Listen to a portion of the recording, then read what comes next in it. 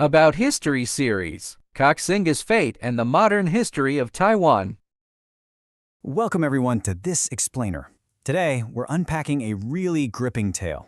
We're talking brilliant military strategy, massive cultural migration, and honestly, a historical destiny that is just mind-blowing.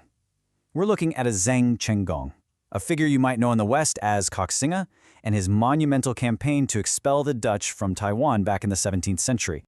Right off the bat, I want to pose a question to you. Really think about this. Could a single person's entire existence be perfectly, almost magically, tied to the fate of an island? Keep that question in the back of your mind as we go through this, because the historical bookends of Zheng Chenggong's life form a mystery that feels, well, completely scripted for a movie.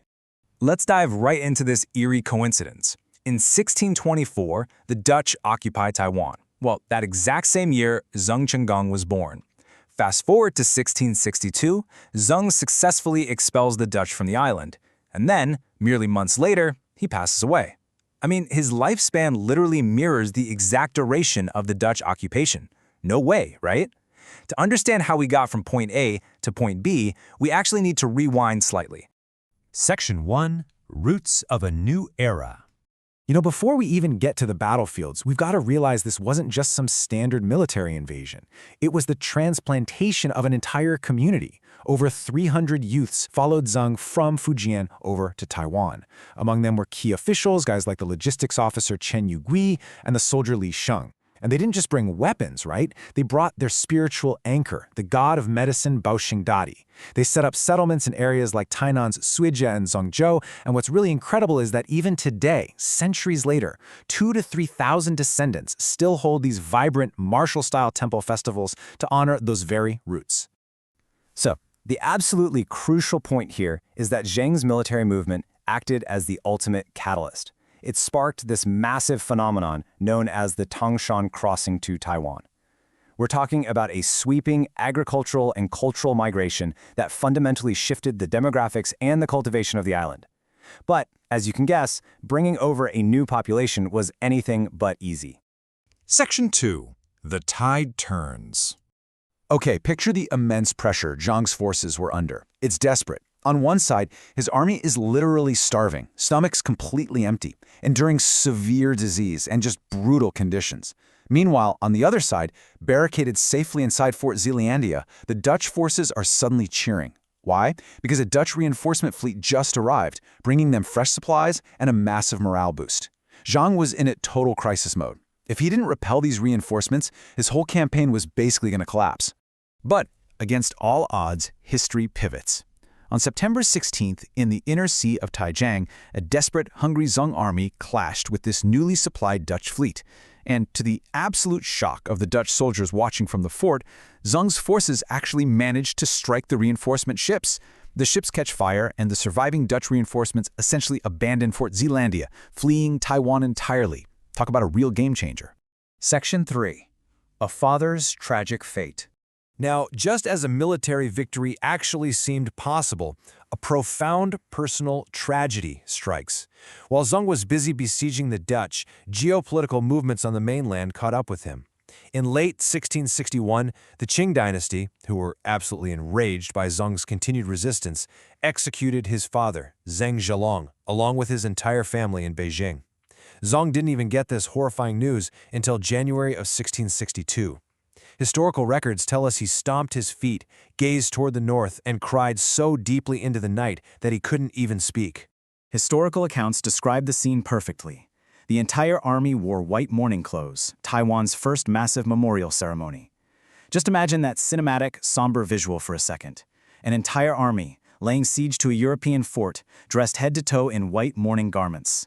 It was the fulfillment of a bitter 17-year-old promise to his father, an act of supreme filial piety mixed with absolute heartbreaking devastation. Section 4. The Final Siege. Fueled by that intense grief, the campaign reaches its explosive climax. 30. That is the number of heavy cannons Zheng dragged over from Xiamen. He positioned them strategically across 3 directions, north, south, and east, pointing them directly at Fort Utrecht, which was the high-ground fortress protecting the main Dutch stronghold of Fort Zeelandia. At the crack of dawn on January 25, 1662, Zheng gives the order to fire. 2,500 shells unleashed in a single day. I mean, the bombardment was just relentless. And get this, out of those, an astonishing 1,700 shells directly hit Fort Utrecht. The heavy barrage essentially leveled the fortress to the ground. For the Dutch defenders inside Fort Zeelandia, witnessing this utter destruction completely crushed whatever morale they had left. They realized immediately there's no way out. Leaving Taiwan was their only surviving option. Section 5. The Gentleman's Treaty. So, the aftermath of this brutal siege, it's actually kind of wild how civilized it was. Notice the surrender. On February 1st, 1662, they sign a treaty, and the very first clause explicitly stated that both sides must forget their hatred. Zheng allowed the Dutch to keep their personal wealth and belongings, and furthermore, he let them leave with absolute dignity, literally marching out to the sound of drums and trumpets. It was a formal international agreement, a true display of 17th century gentlemanly conduct that officially ended 38 years of Dutch rule. Section 6. Legacy of the King. So, Zheng finally enters the fort, but man, his victory is heartbreakingly brief. His final months were a rapid, tragic succession of events. Think about the timeline. November 1661, his family is executed. January 1662, the final bombardment. February, the historic treaty is signed, and he moves into Fort Zeelandia. And then, June 1662, just 4 months later, Zheng Chenggong suddenly dies at the age of 38. It's a breathtakingly fast roller coaster of historical peaks and valleys. But even with his sudden passing, the guy's legacy is absolutely massive. Spiritually, he became a localized deity. We're talking over 130 temples dedicated to him across Taiwan today. Societally, he initiated the first formal administrative counties and launched massive land cultivation systems that paved the way for future generations. And geopolitically, this is the big one, he completely broke the Dutch maritime monopoly in the Far East. As the historical records note, and I love this quote, he was the only Chinese person of his era to defeat the invincible European maritime hegemony. By snapping the Dutch trade chain right in the middle, he ensured they couldn't expand their control further north. Historians argue this victory fundamentally altered the maritime dynamics of the Far East, setting the stage for 200 years of relative peace in those oceans during the ensuing Kangxi era. Which brings us right back to where we started, 1624 to 1662. The exact duration of the Dutch occupation of Taiwan was the precise duration of Zheng Chenggong's life on Earth. So I leave you with this. Was Zheng Chenggong merely a brilliant general on a tragic sun, or was his brief 38-year life the exact predestined timeline required by history to change the fate of an island forever? Thank you so much for joining me on this explainer. I really hope this helped you unpack the incredible layers behind this pivotal moment in history.